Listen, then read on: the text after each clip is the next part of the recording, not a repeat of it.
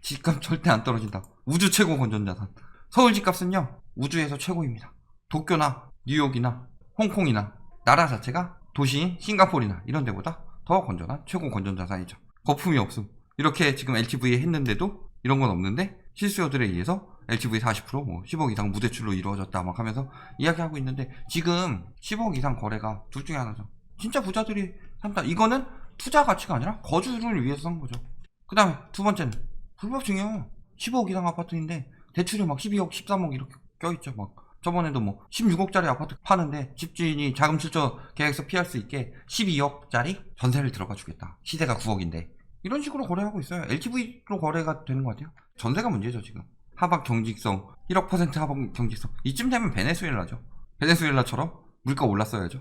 말도 안 되는 소리 하고 있고 막 와서 댓글 다는 거 보면 가관도 아닙니다. 뭐 지금 찾을 시간이 없어서 다 못 붙이긴 했는데 집값은 그래도 안 떨어짐. 왜 인지는 안 써놔요. 그 다음에 뭐 얼마 전에 이것도 봤어요. 2000년대 이후 떨어진 적 없었음. 리몬 때 2008년부터 2013년까지 떨어진 건 뭐임? 우리가 모두 단체 환상에 걸려 있었나요? 본 적도 없다. 뭐 저기 뭐 지난 15년 20년 뭐 떨어진 적 없다. 10년간 떨어진 적 없다. 이런 말도 안 되는 이야기들 하고 있죠. 이거 다 나와 있는데. 자, 그 다음에 이해 안 간다. 카페 같은 데 돌아다니면 뭐라 그래요? 3월에 1500이 깨졌는데 9월에 2400을 넘었다. 경기가 최악인데 이해가 안 가는 급등. 이것은 뭐 때문이다? 화폐 가치 하락에 의한 인플레이션이다. 6개월 만에 1500, 2400, 5분의 8. 와, 화폐 가치 하락에 의한 인플레이션이 60%나 나왔어요. 대단합니다. 3월에서 9월까지 경기 내심 시에도 인플레이션이 60%나 나왔죠. 돈을 얼마나 찍었을까요?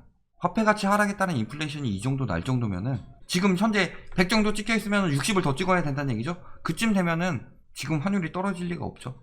환율이 엄청나게 올랐겠죠. 말도 안 되는 소리 하고 있죠. 그러면서 인플레이션 이야기하고 있는데 중요한 거는 화폐 가치 하락 맞는 말이에요. 그렇게 따져서 장기적 우상향? 그 부분에 대해서는 저도 완전히 부정하진 않아요. 그런데 문제는 뭐예요? 괴리율이라는 거죠.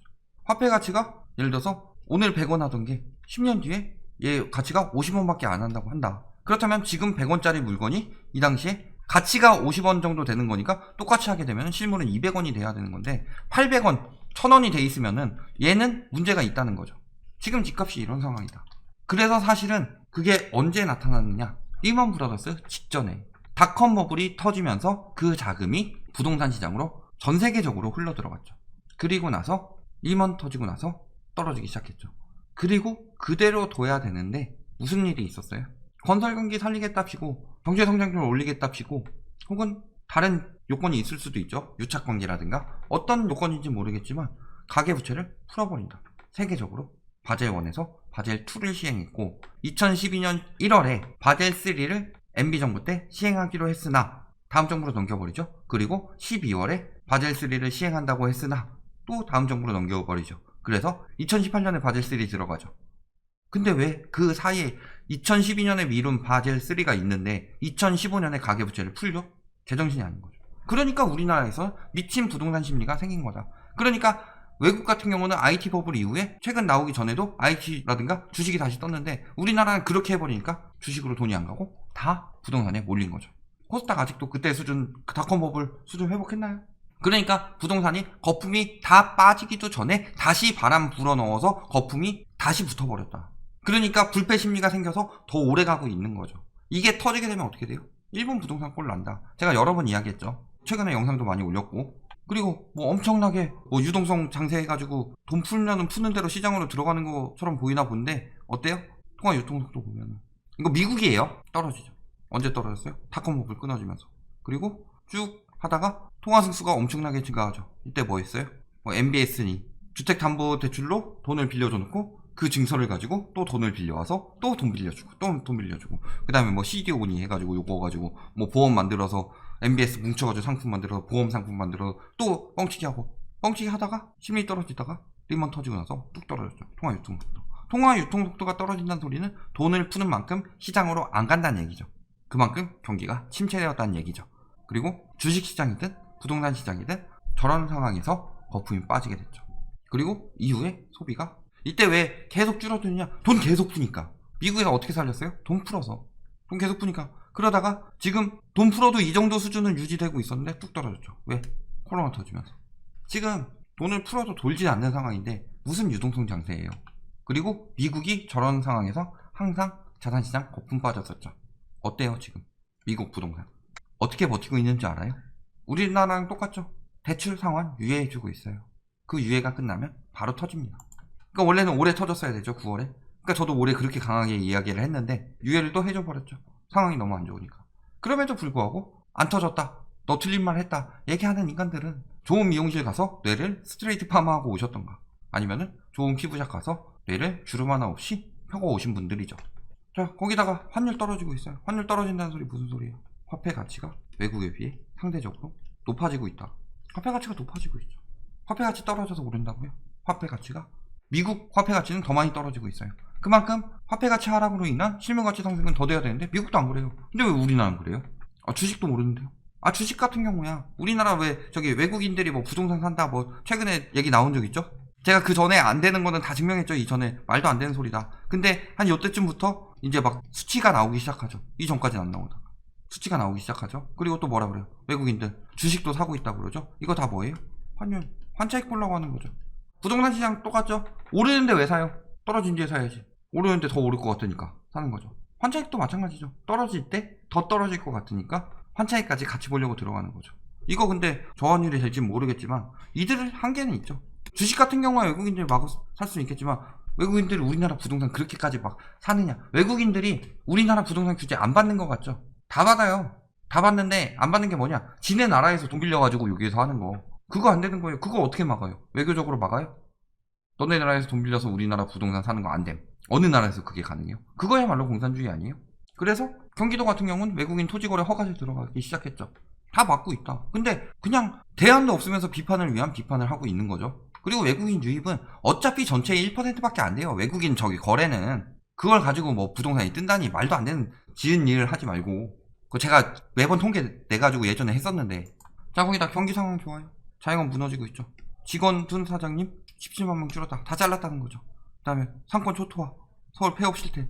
어때요? 강남만 4,000개 폐업했어요. 서울 4만 개 폐업했어요. 거의 8개월 동안. 근데 자산시장은 계속 부풀 수 있다고 생각하죠. 이게 지금 딱 무슨 상황이에요? 미국 경제대공황. 미국 경제대공황 직전에 뭐 있었죠? 공장들이 망하기 시작했죠. 왜? 1차 세계대전이 끝났죠. 그러니까 공장들이 군수 물품을 만들든 뭐 할 일이 없어지죠. 군량미 막 공급해가지고 그 사람들 돌아가서 일해서 농업 활동할 수 있고, 그러니까 식량 수출도 줄죠. 그러니까 당연히 일자리는 무너지고 있는데 그 상황에서도 주식은 계속 오르고 있었더라. 그때가 세계 대공황이었죠. 미국에. 똑같은 상황이다. 실물경제 무너지는데 자산시장 거품은 절대 올바른 상황이 아니라는 거죠. 실직자 역시 마찬가지고 회복되고 있어요. 취업자 증가 추이. V자 반등한다고 그랬는데 V자 반등하고 있어요. V 하고 있죠. 그 다음에 실업자 증가 계속 늘어나고 있어요. 이거야말로 V자 반등하고 있죠. 실업률 떨어졌는데요. 실업률을 나타내는 거는 모든 사람 다 하는 거 아니죠. 전체 인원 중에서 일할 수 있는 나이 생산 가능 인구 중에서 실업인 사람들, 그 사람들이 실업률이야? 아니죠. 일 구하는 사람 중에서. 경기가 이렇다. 자, 그래서 과거에 어땠어요? 지금 뭐 안 떨어진다 이야기하는데 대가구 아파트 계약 포기 사태 나타났죠. 청약 힘들게 받았는데 전세 매매 가격 큰 폭 하락. 언제예요? IMF 때 떨어졌었죠. 보름 만에 아파트 1억 원 폭락. 지금이야 뭐 1억 원 돈도 아닌 것처럼 보이지만 당시에는 1억 폭락한 거면 굉장히 크게 폭락했다는 거죠. 지금 서울 강남 이런 데 다 떨어졌죠. 자, IMF 때만 그러냐? 버블세븐 언제예요? 리만 때 송파구 48% 폭락. 반토막 아파트 속주 절반 안 떨어진다고요? 지금은 그때보다 거품이 더 심한데 절반 절대 안 떨어질 거라는 굳은 믿음을 가지고 있죠. 리먼 직전에도 마찬가지예요. 아파트 가격은 안 떨어지잖아요. 그거는 우리나라뿐만이 아니라 전 세계적으로도 같은 생각이었죠. 화폐 가치 하락하는데 그 교훈을 알기 때문에 아는 나라들은 더 먼저 대비하고 있죠. 근데 우리나라만이 그 전세 제도랑 그 다음에 그 이후에 지속적인 완화 정책으로 인해서 특히 대출을 풀어줘 버리는 말도 안 되는 상황. 세계적으로 대출을 규제하고 있는데 가계 대출을 풀어줘서 그걸로 경제 성장하는 미친 정책을 냈기 때문에 지금 우리나라의 부동산 불패가 다른 나라보다 심하다. 가격 저항 붕괴했죠. 4.1% 최대 낙폭 IMF 이후 또 떨어진 거예요. 요때 48% 폭락하고 그 다음에 했다가 또 떨어진 거죠. 3년째 하락. 17억 폭락. 다 보이죠. 절대 없다고 말하는 사람들은 그때는 니들이 부동산을 안 했던 거고요. 니들이 부동산에 대해서 관심도 없었던 거고, 최근에 한 2, 3년 관심 가져놓고서 전부를 다 하는 양 뭐 10년, 20년 동안 안 떨어졌다 이거 얘기하는 거 데이터를 갖고 와서 얘기해요. 전 데이터를 갖고 와서 이야기를 하잖아요. 금리 인하 빨리 저금리 하면서 뭐 지금 계속 이야기했죠. 초저금리 자산시장에 입장했습니까? 초저금리가 무슨 뜻이에요? 솔직히 얘기할게요. 화폐가치 하락이랑 저금리랑 자산가치 상승이랑 둘이 완전히 모순되는 말인 거 알아요? 왠지 알아요? 화폐가치 하락이 나타나는 게 뜻하는 게 뭐다? 실물가치 상승을 나타내는 게 물가 상승이죠. 근데 저금리는 왜 생기는 거예요? 저물가 있기 때문에 생기는 거예요. 그러니까 둘이 완전히 모순되는 말이다. 근데 둘 다 프레임 잡고서 가고 있어요. 미친 인간들이죠. 저금리가 빈익빈 부익부 만들고 이거 심해지면 당연히 터지죠. 유동성 장세 아니라고 아까부터 계속 이야기했고, 저금리, 우리나라 저금리는요, 솔직히 얘기하자면은 저금리 때문에 자산시장 거품 끼기 때문에 규제 많이 들어간 거고, 사실 과거에도 규제 많이 들어가서 우리나라도 거품 엄청나게 꼈지만 참여정부 시기에 태계보다 덜 꼈다는 통계들이 나오고 있죠. 그게 왜 그랬겠어요? 자산시장 거품을 막기 위해서 규제 정책을 썼기 때문이죠. 그리고 또 한 가지, 지금은 세계적으로 주식 같은 경우도 미국보다 코스피가 더 미쳤죠. 그 다음에 부동산 같은 경우도 미국보다 우리나라가 더 미쳤어요. 규제를 그렇게 함에도. 그러니까 규제를 하는 거예요. 터지게 되면은 미국 같은 경우에 기축통화니까 나중에 돈 풀어서라도 버티는데 우리나라는 그렇게 하지도 못하니까. 미국에서 금리 올려버리면 우리나라에서 금리 올릴까요? 못 올릴까요? 이때 금리 역전됐는데요. 우리나라도 그래서 따라서 올리고 있었잖아요. 미국 계속 추세 보면서. 왜? 미국에서 금리 올리는데 우리나라에서 못 올린다? 이건 말도 안 되는 소리가, 이 금리 차이 때문에 우리나라에서 돈이 미국으로 빠져나간다. 가뜩이나 미국은 기축통화국인데. 그러니까 웬만하면 우리나라는 미국보다는 고금리를 유지해야 돼요. 나라를 지키기 위해서. 돈 빠져나가는 거, 외환 보이고 빠져나가는 거 막기 위해서. 근데 아무것도 모르는 인간들이 미국이 한다고 우리나라도 올리라는 법이 있냐? 이런 이야기도 하고 있어요. 자, 지금 이미 제가 이야기했죠. 부자들은 현금화하고 있다. 사냥 준비하고 있다. 이 이야기가 왜 기사로 나왔을까요? 왜 강연회에서 이 사람이 이 얘기를 했을까요? 현금화 해가지고 저평가되면 살려고 했는데 사람들이 심리가 미친 거예요. 그러니까 이야기하는 거죠. 현금화 해라 이제. 지금 상을 받는데 그게 아니다 라고 이야기하는 거죠. 왜? 그러다가 터져버리면 나중에 사더라도 저평가가 아니라 파산이 될 수 있으니까, 상장 폐지가 될 수 있으니까 일단은 좋은 주식들은 남겨놔야 되죠. 그렇다면 자산시장 거품 계속 두면 안 되겠죠. 그러니까 나와서 나 현금화 하고 있다 라고 이야기하면 듣는 사람들이 현금화 하기 시작할 거죠. 그걸 노린 거죠. 그리고 그렇게 현금화 하고서 그런 이야기를 할 수 있다는 것은 경제 상황에 대해서 파악이 들어간 것이고, 이미 연준에서는 거품 확대 경고 했죠. 금리 인상 서두를 수 있다 이야기했죠. 일본 닮아가는 한국 지금이라도 벗어나야 한다. 언제 일본? 과거 일본이죠.